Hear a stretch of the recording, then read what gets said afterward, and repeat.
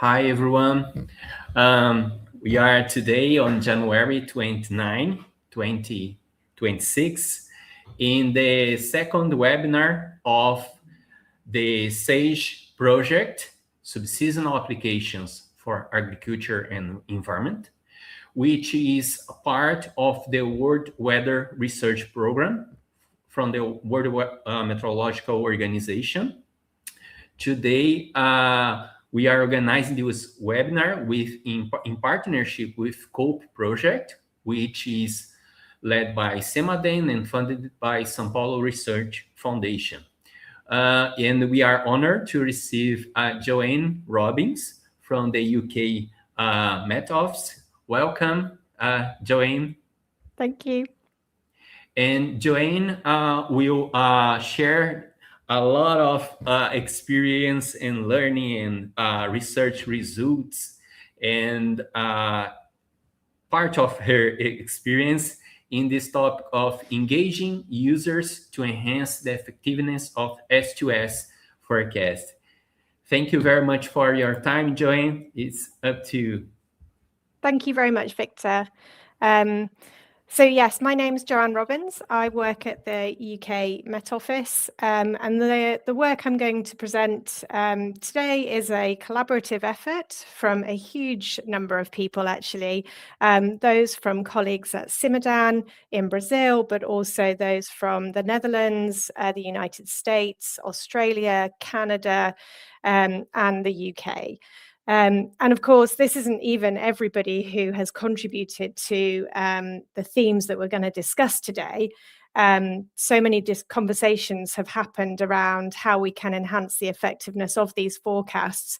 And I just want to thank everybody I've engaged with over this period to really help with this delivery. So yes, the topic of today's talk is going to focus on engaging users with a particular focus on enhancing the effectiveness of S2S forecasts. So I'm hoping that we will cover the following points. Firstly, why is communication and engagement important? Hopefully this is something that most people are aware of, but it is definitely worth reiterating its value when designing both early warning systems and guidance for different sectors and people. The second topic is around current practices in S2S forecast communication and engagement. Then we'll move into some more specific sectoral research and applications. And then I want to touch on some work that was done under the S2S real-time pilot. So the sub-seasonal to seasonal prediction project, which ended a couple of years ago, undertook a pilot project, and it would be great to discuss some of the results from that. Because those have fed into a range of guiding principles and recommendations, which I think are still really relevant to the conversation we're having today. So much of this work can be seen in Chapter 18 of the book, Sub-Seasonal to Seasonal Prediction, the Gap Between Weather and Climate Forecasting. And this chapter focuses very much on communication and dissemination of forecasts and engaging user communities. I should say there are other chapters within this book which might be of interest and relevance on this topic. So there's other chapters that focus on specific sectors, but also work around co-production as well. So I really recommend taking a look over the book. There's several really valuable chapters in there. Well, the whole book is very interesting. So we'll go straight into why does communication and engagement matter? And as I say, I think this is really just setting the scene for this conversation. So hopefully it's well recognized that forecast skill doesn't necessarily equal societal value. It has to be embedded with decision integration. And this value really only arises when actions reduce risk or improve efficiency. And the diagram shown here comes from a paper by Christopher White, 2017, where it really highlights the S2S related actions and where they fit in the full range of different forecasts that could be provided. So all the way from the short range through to medium range, the extended range, where the S2S element sits, and then into the longer range, which is greater than 30 days. So why is it important that we communicate and engage with users? Well, without effective communication, we cannot understand what they are trying to achieve. We cannot deliver that societal benefit effectively, and we can't support them with informed decisions. So in order to do that, often we need to generate forecasts with some more tailoring associated with it. And this might be more specific to a sector or to a particular user. So this could be looking at how do we tailor forecasts that are appropriate for agricultural sector or for the energy sector, for example. And when we do that, we can enhance the relevance and practical use of those forecasts by those communities. Of course, to be able to do that, you really do need to understand and work with those partners to understand how they make decisions, why they're making those decisions, what the processes and protocols are around those decisions. And the only way to really do that effectively is to engage with users with feedback, co-development, and a really strong bi-directional engagement strategy.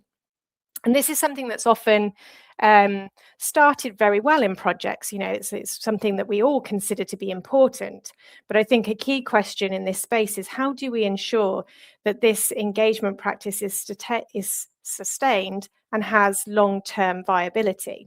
And this will be something we touch on later through the talk. The other thing to note, and this is not unique to the S2S timeframe, but does come up a lot with this timeframe, is our ability to clearly communicate uncertainty. And again, this is something that has been a challenge across the whole forecasting community. So again, not unique specifically to the S2S time range, but we do have some unique challenges in terms of matching user requirements to available skill. And being able to communicate that in a way that helps them feel confident to make the decisions that they would like to make. So current challenges, and these were touched on in the book chapter, but I've just really dissolve this down into sort of key challenges, which I think we would aim to address. One is the limited skill and resolution, a little bit of what I was referring to a moment ago. So when forecasts lack some of that local detail, or if we don't have reliable probabilities, where we struggle to have information on the extremes, this can mean that there is reduced applicability for different sectors in how they might be able to make decisions with that information. When we talked about uncertainty, obviously we do attempt to be able to provide this information, but sometimes we provide them with a very scientific hat on and perhaps less that sort of qualitative or sort of colloquial way of talking about uncertainties in the way that people might talk about them every day isn't typically part of that communication process. And this is something that can lead to confusion, but also mistrust. And ultimately, in the worst cases, could lead to incorrect or poor decision making. We have discussed this quite a bit in different arenas, and this again is not unique particularly to S2S, but where we don't have good alignment with the products that are developed with user needs, it can often mean that we have problems in terms of making sure these forecasts are utilized the way we would hope. So often we can develop very great and progress very well with the science. We can pull that through really effectively, but ultimately if that science isn't aligned with what a user is actually going to make a decision on, then it can be very difficult for them to use that information. And so without co-production or without accessibility to the right kind of metrics and the right kind of forecast information, the likelihood is that the forecast won't be usable. And then finally, we're just going to talk a little bit about structural and institutional barriers. And this will come up in when we talk a little bit more about sector specific, because this can be particularly problematic in that space. A challenge around this can ultimately lead to reduced access to forecasts, inconsistent support, and it can also limit alignment with operational and communication processes that already exist within organizations and with people. So we need to be really cognizant of the fact that these challenges exist. But I think what's a really great thing is that actually we have worked quite hard over several years now to really try and address these challenges. And there are some really excellent examples where we've done engagement, we've worked sustainably with communities and have some real benefits of that. And I'd like to just highlight 2 examples very quickly now. So the first one is this was strategies to engage with the public, and is one that is provided by the Australian Bureau of Meteorology. And I'd like to thank Robin and Andrew for their contributions to this. It was recognised when the Bureau were issuing S2S forecast information via their public website that there was a need to perhaps reassess the usability and the effectiveness of that information for the public. And so they undertook some public engagement activities where they were really trying to understand how do people use this information, what do they understand or perhaps understand less, and what are the barriers to them really taking up that information. And one of the things that came out really strongly from this was that user satisfaction was strongly linked to comprehension. So this implies that if people struggle to understand what is being shown to them, or if the language is perhaps isn't something they're familiar with, then they will, even if they get the answer right and make the right decision, they won't necessarily feel comfortable to do that. And their satisfaction of the product will not be as high as we might expect. So again, talking on this point, common reasons for not being satisfied with the product were perceived and actual inaccuracy, and also limited resolution. So this process of, I really want to know what's happening where I am right now, but the forecasts are actually very generalized in space and time, and so I don't really know how to make decisions using that information. So the Bureau did an extensive program of stakeholder engagement. This involved user surveys and workshops. This was really to identify comprehension gaps, but also to really map that diversity of need across the public space.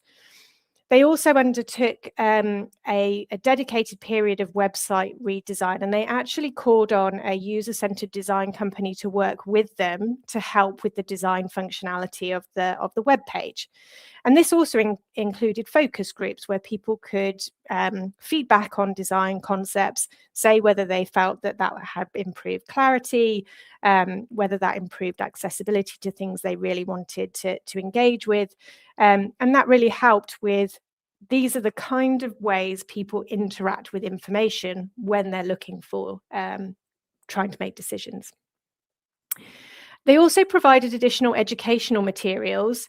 And again, this is to help with this comprehension challenge. So this was actually provided in a number of different forms, from text-based all the way through to video content. And this just enabled people who did want to look in more detail at concepts could have somebody explain what the forecast meant, perhaps for them.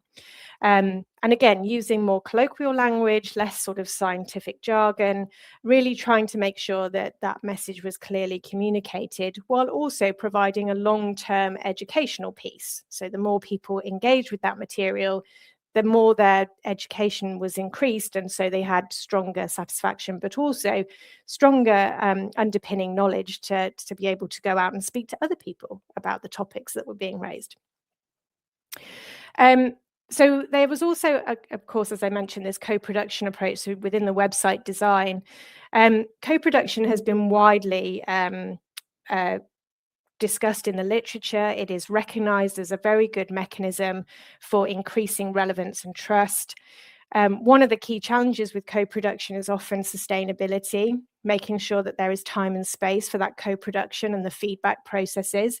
But I would say in this case with the Bureau, they had a really good practice of really wanting to invest in this space and recognizing its value.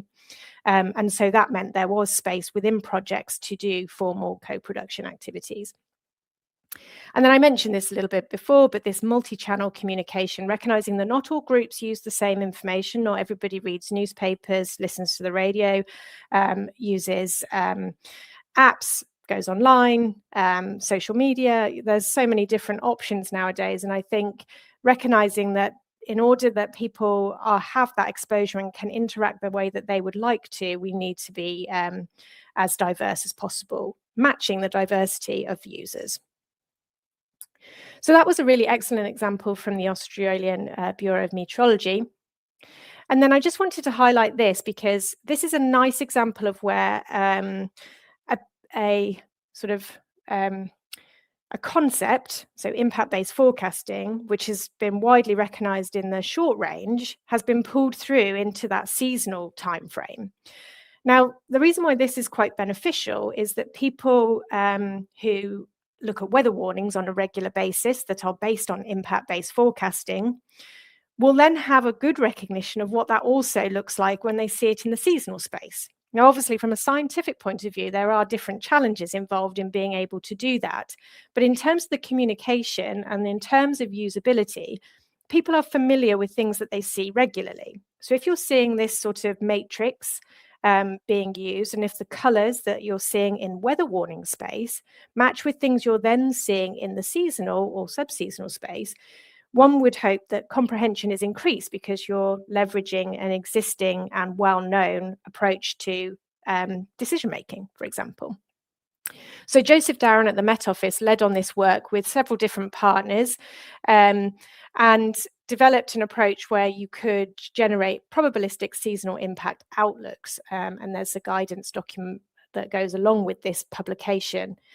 So this is just a very nice illustration of where the concepts of triggering thresholds and the concept of understanding uncertainty together with potential for impact can come together to have an increase in the relevance of the information provided to specific users.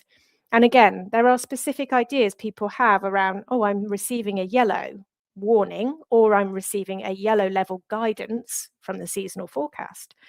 I now can understand roughly what that means in my conceptual space. So this is a really nice piece of work that just bridges between those different time frames, and hopefully is something that we can continue to do as we go forward in this space. So this is quite a busy slide, so apologies for that. But this was really to focus on some of the sector-specific examples of engagement and communication. And they're not all the same across sectors, but there are linkages between them. So if we take the agricultural sector, for example, when we went through a literature review, we found that there was a very strong co-production and participatory engagement element to how people were working with the agricultural sector.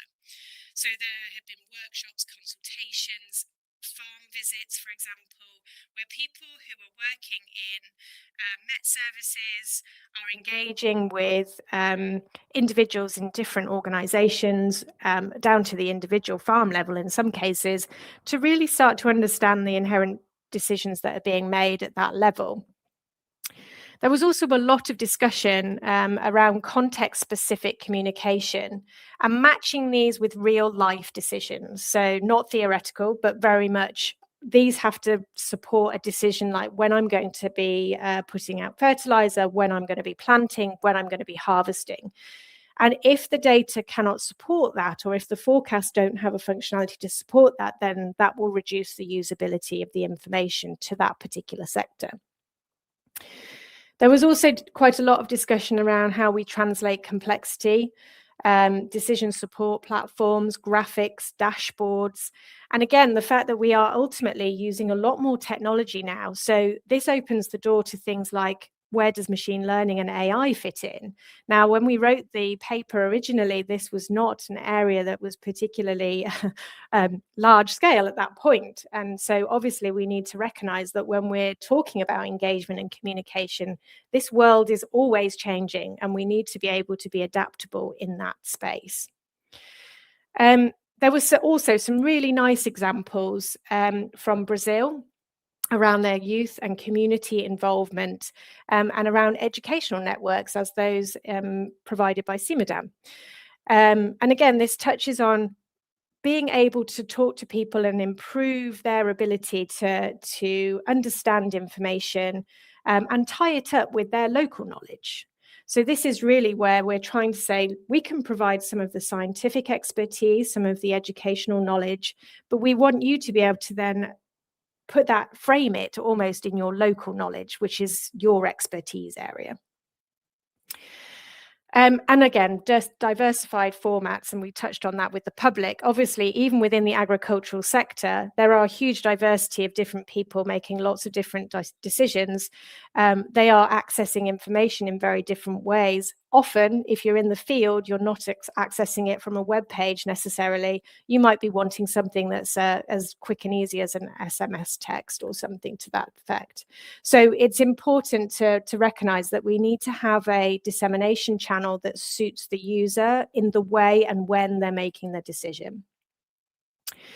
If we look at the energy and water sector, these relationships were really interesting for us when we started looking at them, because this is the way this engagement has tended to work from what we saw in the literature was very much on a relationship-based engagement strategy. So people who knew people within the companies were talking to each other and learning from each other.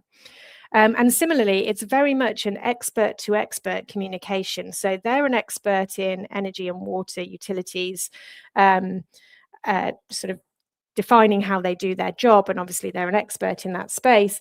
They also have often got internal analytics teams which can process data that other sectors perhaps cannot do. They have the capacity to do that, and they have the skill set to be able to interrogate complex data sets as well as data formats.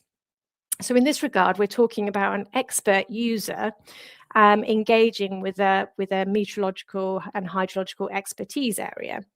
And often they can actually overlap. So this is quite a different way of engaging with people, to recognize that those expertise exist, but also to marry up where the line is between what one of those groups does versus the other.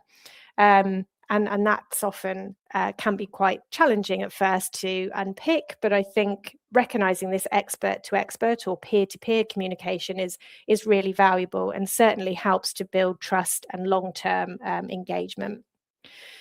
The other thing to note is that there was a lot of work being done on elicitation activities. So really trying to understand flows of data, barriers to uptake. And this is often where perhaps one expert or one provider almost tries to go too far to offer slightly too much. And then naturally they don't feel confident because it's almost gone too far and stretched into an area which they would prefer to have handled themselves. And so this is where being able to map out responsibilities, whose role is which, is really important, but also to map data flow and where and who is doing sort of the communication, dissemination, etc. Again, we've talked about tailored forecasts, and this will come up a couple of times. It also comes up in health, for example. And this is an important area, which again, we'll talk about in more detail later. The one that I mentioned before, which is very interesting in this space, is managing political and institutional complexity, which we saw more in the energy and water sector engagement than we did in really any of the others. Not to say it's not there for the others, but it was just pulled out much more significantly.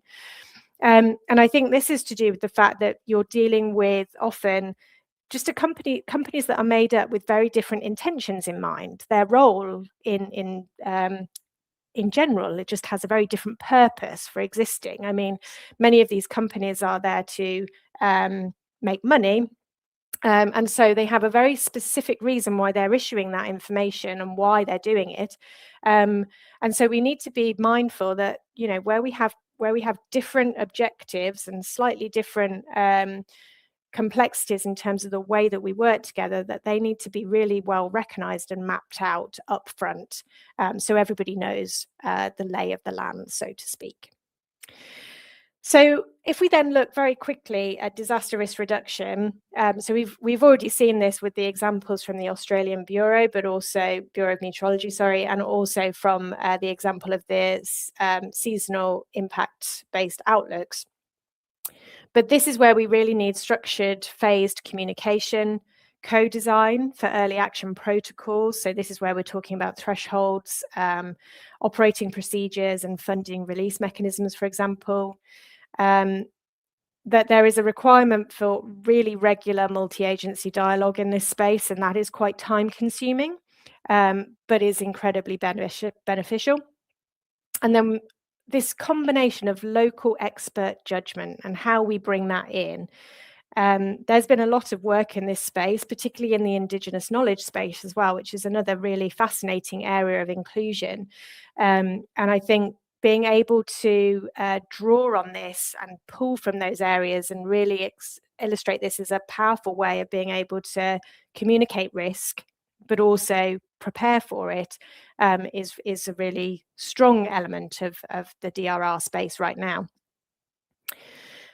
Health is another complicated space, to be honest, and in this regard, you're actually dealing with a very interdisciplinary set of expertise. So this is where you might have public health officials, you might have entomologists, epidemiologists, as well as weather and climate scientists, and a plethora of other expertise areas all coming together to highlight how they're involved. Again, we've talked about operational protocols, framing communication around risk windows, which comes back to sort of the structured and phased communication, and demonstrations of actionable value. And we will talk a bit more about that in a minute. So I'd like to now talk about the S2S real-time pilot. So why did we do it? So based on all of the things that we've just sort of guided through, one of the things that was very clear was that originally, when we started the S2S project, the accessibility of S2S forecast was quite limited. So it wasn't available in real time. People couldn't really test it in their decision-making processes, and they couldn't really do that user-oriented research or do real-time engagement either. So what we really wanted to do was make that data available, and then also to work with projects that were already engaging users to really understand what was useful, what was necessary, how did access change the way they might ultimately pull together end-to-end workflows, and how might they synthesize learnings to support future S2S forecast applications. So we set it up by identifying several participating projects. You can see the list of sectors that were sort of covered by the S2S pilot down the right-hand side. We first solicited expressions of interest. We were very careful in that we only included projects that had a user-oriented focus. We weren't, in this particular project, interested in projects that were purely theoretical and had no user engagement. So from that, we had several different projects that got involved, and 11 operational centres actually agreed to make their S2S forecasts available in real time. And that was made available for a 2-year period, so between 2019 to 2021. Obviously, you'll probably recognise that this kind of intersected with COVID, and so we were allowed and granted an extension because there was a lot of people unable to work during that period. So, as I say, there were a range of sectors that were covered in that period, and this is just a timeline to illustrate how the engagement strategy worked. So we issued an initial survey in April spring, summer of 2020, and then we did a second survey to all the participating projects in the winter of 2020-2021. And then we went through a process of semi-structured interviews, and this took place in the summer of 2021. And then there was a final workshop where we sort of synthesized everything together. So this is just to highlight the timeline of our engagement with the number of projects, 16 projects in total that were engaged in the real-time pilot. So just to highlight some of the sort of outputs and also the methods. So the surveys were made up of 2 sets, as I said. So the first survey focused very much on project background, the approach that was being taken, and the design. And we split this into 2 surveys that mirrored each other. So one survey went to the researchers of that project, and the other one went to the users within that project. And we did this twice. So the second survey focused on forecast verification, evaluation, and use. And again, that went to a researcher cohort and it went to a user cohort. So in the first one, we had 61 participants, and in the second survey, we had 54 participants. So in terms of the results, what was very interesting is that at the outset, there was quite a nice alignment. So users and researchers had similar answers to the questions. They also had sort of a similar understanding of the background. So why was the project being done, what the approach was going to be, and had either knew or had been involved in the development of the design. But there was a little bit of user disconnect in the design phase. So it was very clear that the design had perhaps been initiated from the scientific research community, and researchers probably had heard about it, but maybe weren't involved in it. So some of the answers were more disparate. When questions were related to usability or indicators of success and timescales, again, there was a little bit more of a difference between the results.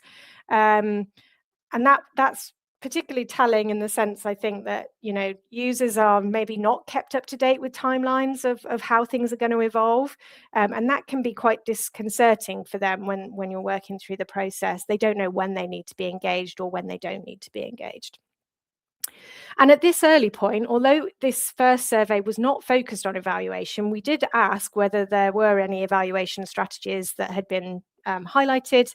And the evaluation, the impact of the project and the forecast application appeared to be unconfirmed for many projects. Now, obviously, in a scientific space, that might be understandable because some of the work you might be doing is unknown. You're not entirely sure what the output might be. So that's sort of understandable from that perspective. But it was interesting perhaps that users didn't feel like maybe they were engaged in that conversation, even though it was them that would ultimately receive it. So this was an interesting from survey 1. Survey 2, as I say, a bit further into the project, we had 25% of researcher responses indicated that the approach for evaluating forecast application value was undetermined. So even at this point in the project, there was still an undetermined element of how we're going to evaluate whether we've met or whether we've succeeded what we wanted to do. This was obviously not for all projects, 25%. And there also was a bit more of a disconnect at this point between the responses, between the researchers and the users. So you'll see that the number of limited responses where people perhaps didn't feel they could answer more fully are higher in the second survey for the users than in the first survey. So this indicated that there might be a continued detachment of users from the evaluation process and from the design. And this really triggered for us this thought process of, well, what are the user roles? What are the expectations around them and the responsibilities that they're expected to have in support of evaluation? And if there's no marker of what success looks like at the outset, how do we know when we've actually succeeded and done the right thing for the user? So this was really interesting. But actually, we felt like we needed more, or we wanted to get more. So we thought, let's do the semi-structured interviews and really drill into some of these questions. So we did 15 of those. 7 were with users, 8 were with researchers, and they stretched across 7 projects involved in the S2S RTP. The interview questions mirrored the surveys, but just enabled all participants to give much more thorough answers and also to be a bit more organic, go off-piste and talk about topics that were particularly relevant to them. After that, after the transcriptions of the interviews were completed, qualitative thematic content analysis was completed. And I particularly want to thank Rebecca Simmons, who did this as part of her master's project at University of Strathclyde, and obviously to Chris White, who facilitated that being able to happen. Without them, this work wouldn't have been able to be completed. So I'm very, very grateful to them for their inputs here. The key thing to say is that we were really interested in what the perception around demonstrating value was, because this had come out a number of times in the literature. So we often say, oh, well, we need to engage with users, we need to communicate with people, and we need to make sure that we're providing usable products. But some of the things that came out were this sort of feeling of, I still don't know as a user how I'm demonstrating the value of this tool. And I maybe don't have the space or time to assess that value in a way that's going to help me feel confident to take it forward. So some of the key findings around this were that co-production approaches varied and actually at the time seemed to be still fairly novel. I think that's expanded quite a lot now, and it's there's much wider acknowledgement of co-production processes. It's much more prevalent in the literature now than it was perhaps when we were doing the real-time pilot. It was evident that there needed to be strong interlinking chains and bi-directional exchange, particularly across elements in a value chain. And the value chain concept has obviously also evolved over this time. It's typically used in an early warning context, but is also really valuable for S2S. And I think also we wanted to look at this question around how do we demonstrate the value of the S2S forecast application? Because one of the key areas this helps with is supporting advocacy for long-term investment and uptake amongst the communities. And there was a real challenge around that, being able to communicate, well, why is S2S, why is this application useful to me? Why would we continue to invest, learn, educate ourselves on this? I'm not sure how it adds value to my day-to-day decision-making.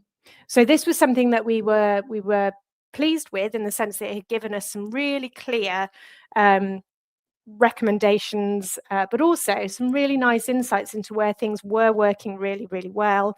And obviously this, as I say, this co-production and engagement practice was being realized as being really powerful and useful.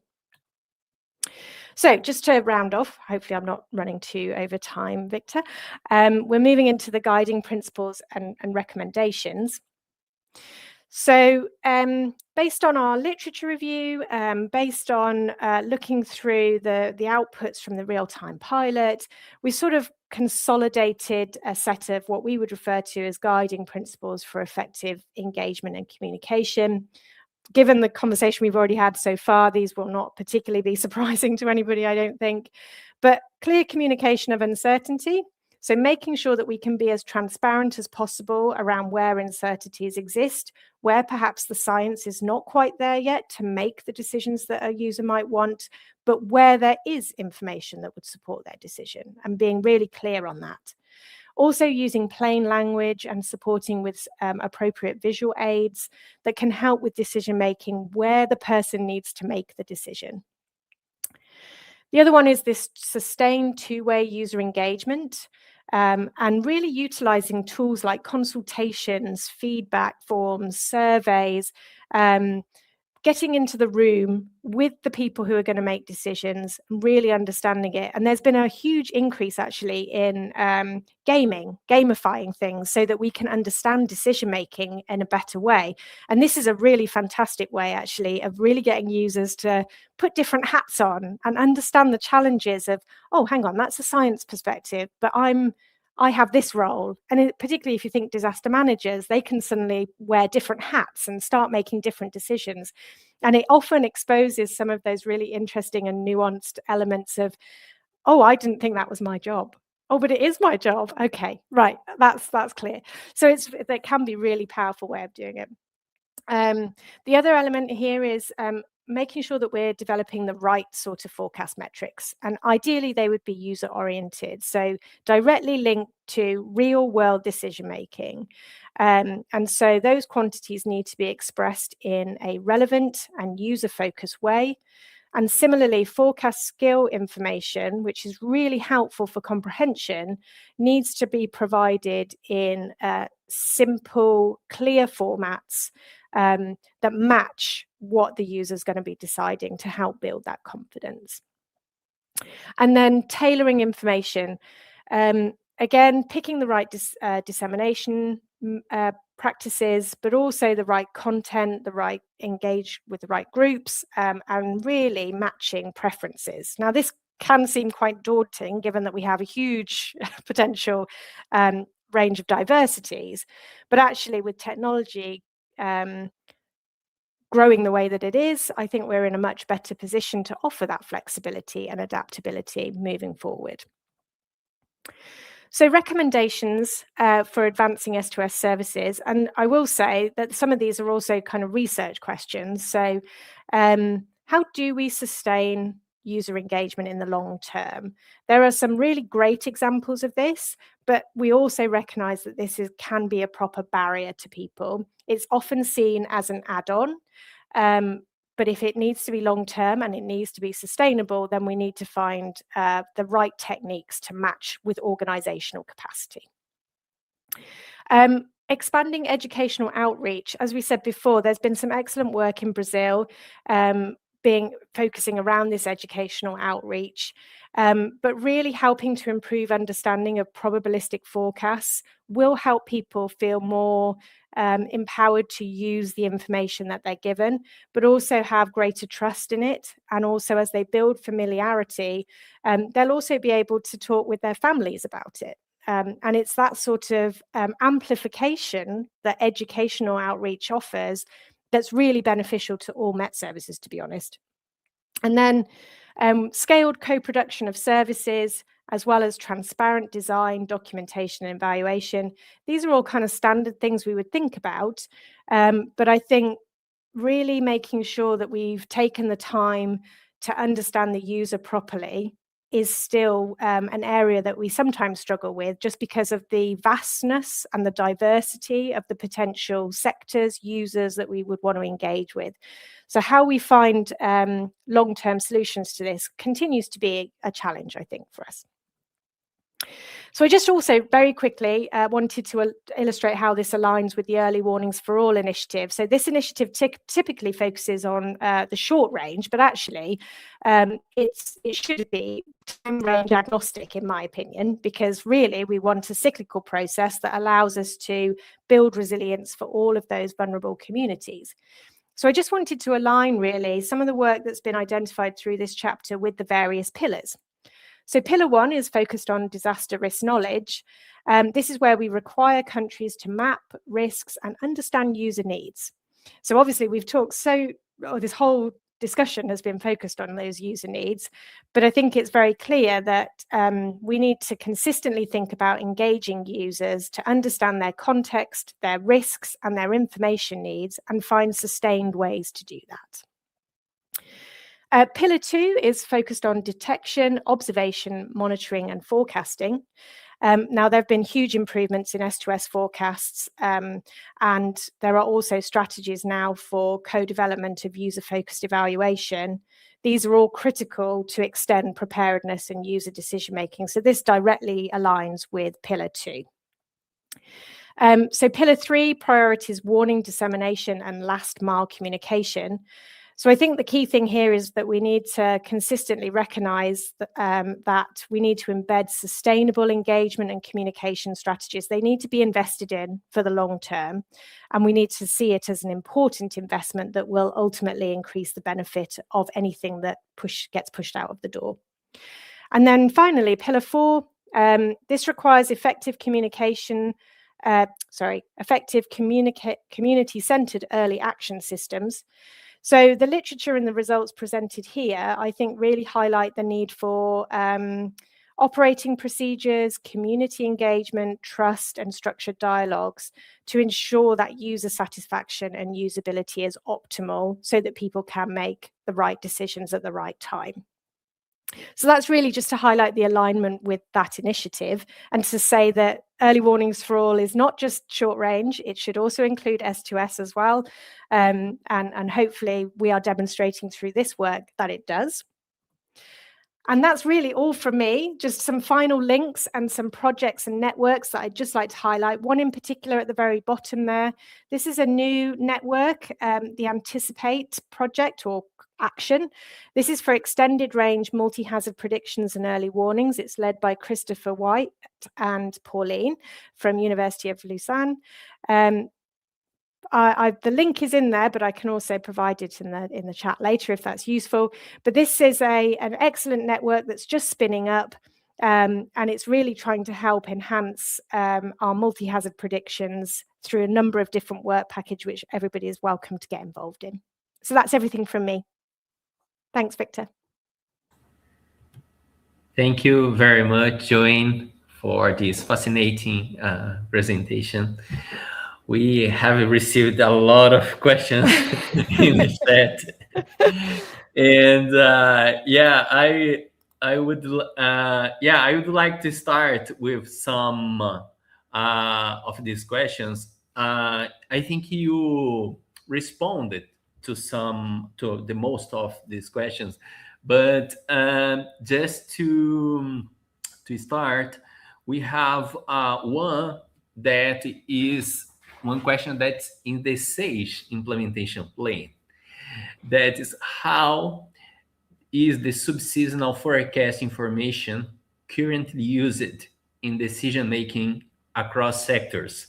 What limits its use and what needs to be done to make it more useful? And I think your presentation responded to these questions, but if you want to add something, feel free to do it.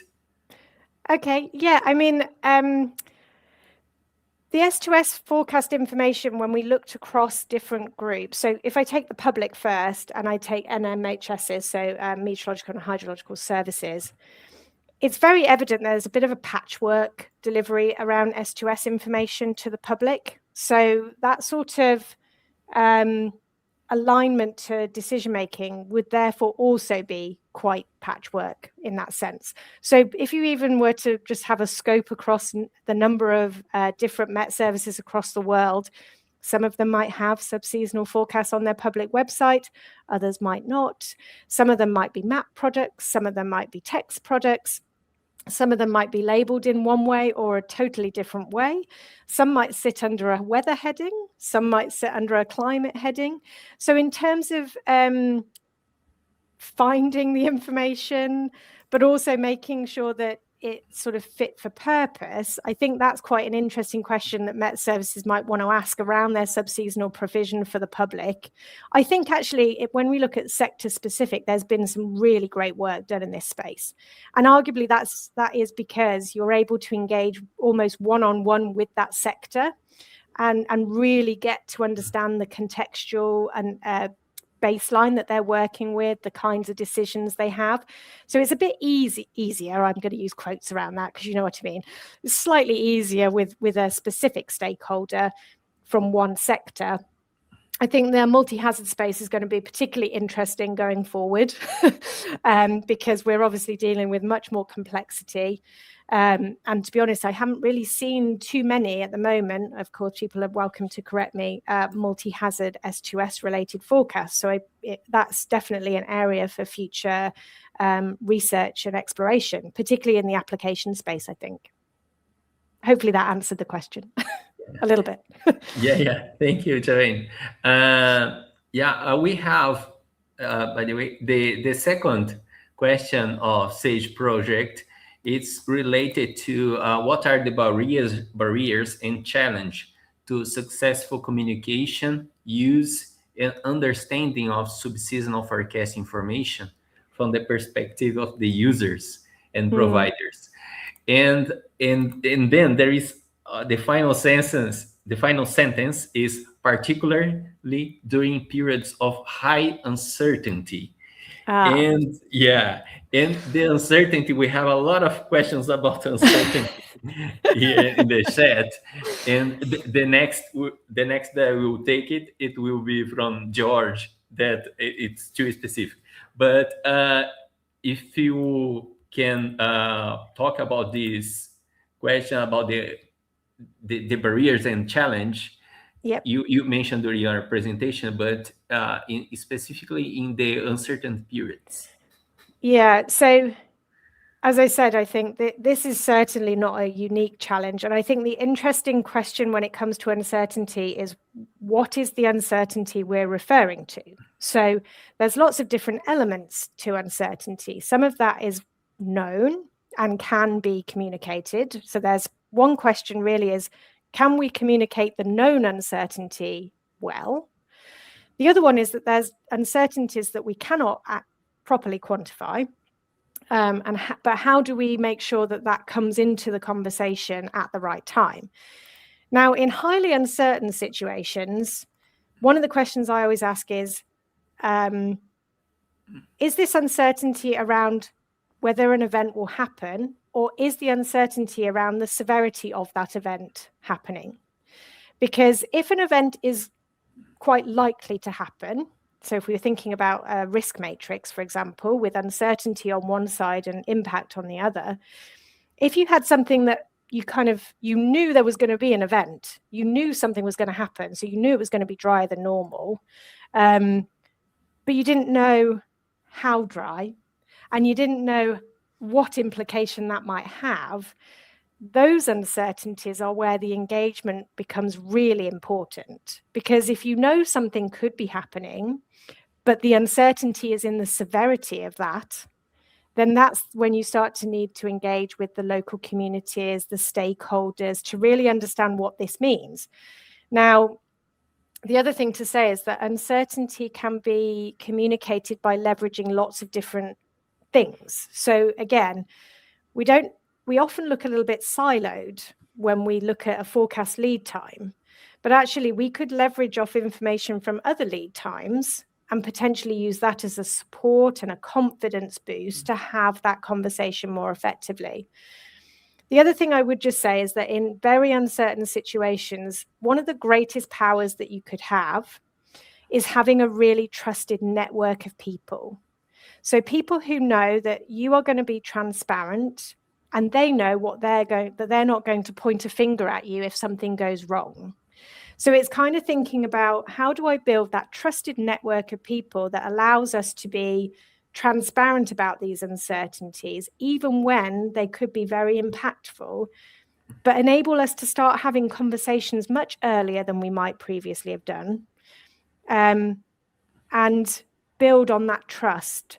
Because otherwise, I think you run into the problem that you wait and expect something to happen. You want it to be very certain before you talk with a stakeholder, by which point it can be very difficult to really have that conversation constructively. So lots of things in there. Sorry, that was quite a potted answer to that question, but I hope that sort of answered a little bit. Yeah, and I think you replied to George's question that it's related to how to manage the uncertainty and the strategies, right? And we have another question that's connected to these uncertainty times. Monique is a PhD student that's working with risk communication. And one of the things that she studies is misinformation and disinformation, right? Can you talk about how to cope with these misinformation and disinformation in the communication strategies, right? Yes. So this has been a growing problem, I think, particularly in recent years. So misinformation, there's a couple of different issues with it. So I think the first is to say that you would never put in communications into a vacuum, and you cannot control what people think or say about it. So really, the whole process is to be adaptive to it. So I think the key thing here is to kind of think, okay, this person or that institution has taken that out of context, or is completely blown, this out of proportion, or whatever it is. There needs to be built-in strategies for capturing that and holding firm with a clear strategy from the organization issuing the information. So as an example, we have within the Met Office, there's been as you might be aware, there's sometimes occasions where we might get information within the news media that might not match information that we have issued. Or the wording might be in such a way that it's a bit more explosive or a bit more exciting than what's going to happen in reality, quite frankly. I mean, our weather here is not always that exciting. It has been very wet recently. But I think the key thing here is that in those cases, the Met Office looks at ways to address those comments. So it will try to push out the message it wants to convey across as many different platforms as it can, to try and reach as many different people and really stay true to the message it wants to communicate. Obviously, you can't stop people from putting out different messaging, but as long as you have the right sort of integrity around the message you're putting out, and you can back it up with evidence that you've produced, then I think that's the best that you can really achieve. The challenge, as you highlight, I think, Monique, is this challenge of how does that affect every other communication that you potentially put out? I think the core here is to really build on trusted networks. So you'll know that there are some institutions that will support your messaging, that will amplify it. And it's to really make sure you recognize those communication channels and those networks and really keep them close to you, in the sense of make sure you build on it, build that trust, and then continue to push out a message that has an evidence base and is integral to the organization. I hope that answers. It's not the there's not a single solution, unfortunately, and we can't stop people from saying, what they might want to say about a particular forecast. Thank you very much, Joanne. We have a specific question about the landslides. If you have experience in engaging with users on high impact, low likelihood events such as landslides. Hello, Andy. Yes. Yes. So I have worked with these particular hazards, so landslides in particular. These are very challenging areas to work in, because there's a spatial and a temporal challenge with being able to identify the difference between a single landslide potentially happening and many landslides happening, and similarly being able to identify whether those landslides are going to impact property, people, agriculture, etc. It's a very challenging space. I think in terms of engaging users, one of the things to be really clear about is what the science can realistically achieve. And simultaneously being able to offer solutions that might not go 100% of the way to match a user's requirement, but attempts to get as close as possible while the science is still still has integrity.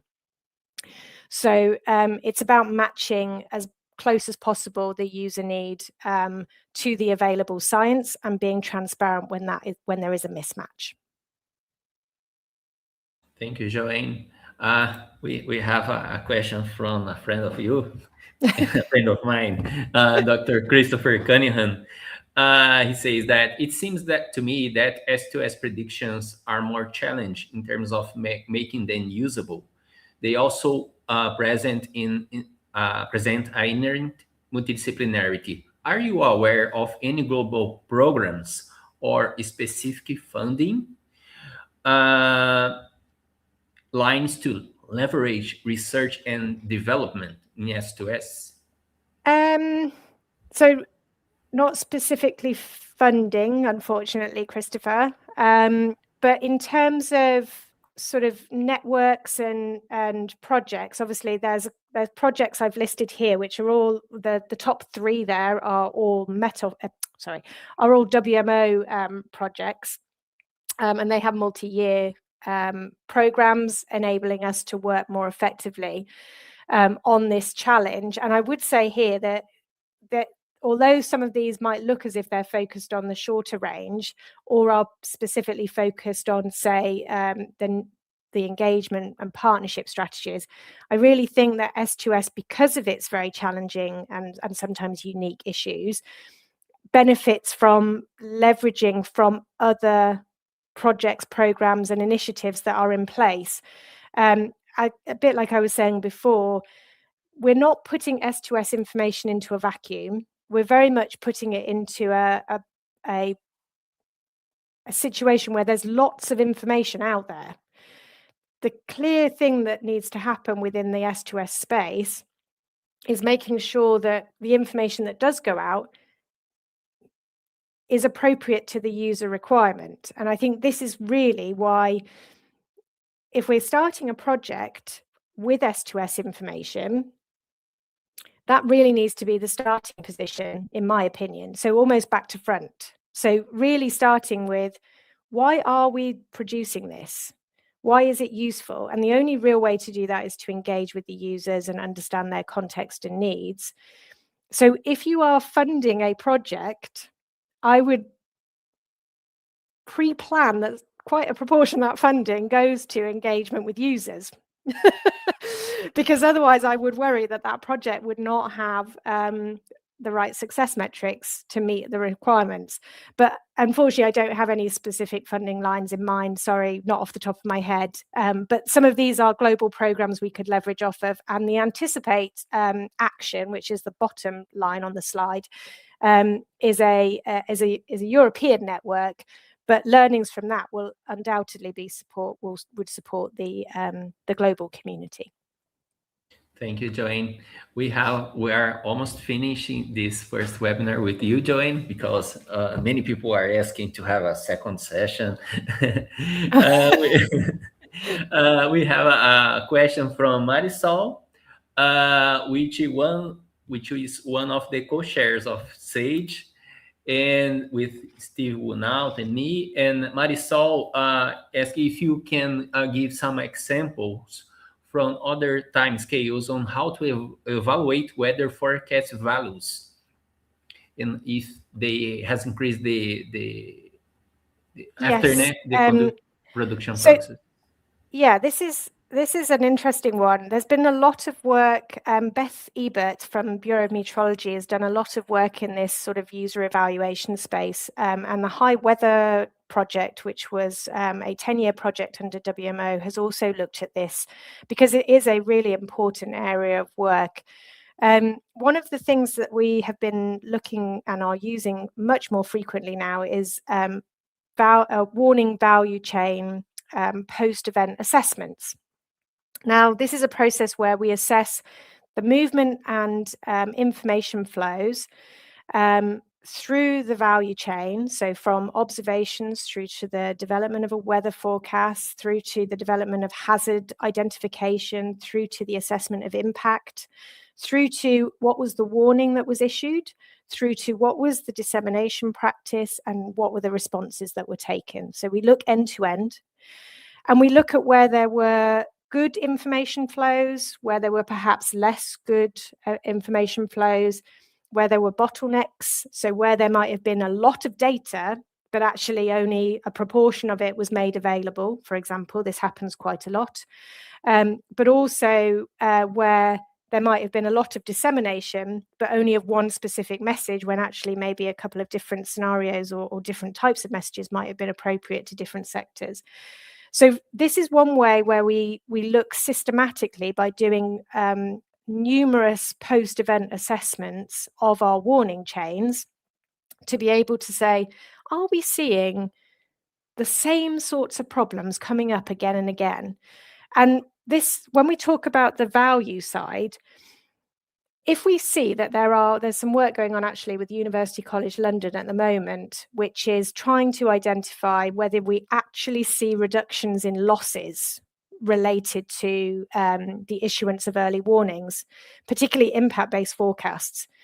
And in this space, it's very interesting because you have to be able to distinguish between, did they receive the information? What were the responses that were taken? And then what were the tangible impacts that happened? But then you have to almost reverse engineer that and say, well, what would have happened if we hadn't have issued a warning? So this kind of counterfactual analysis has started to come online now and starting to be used as an approach.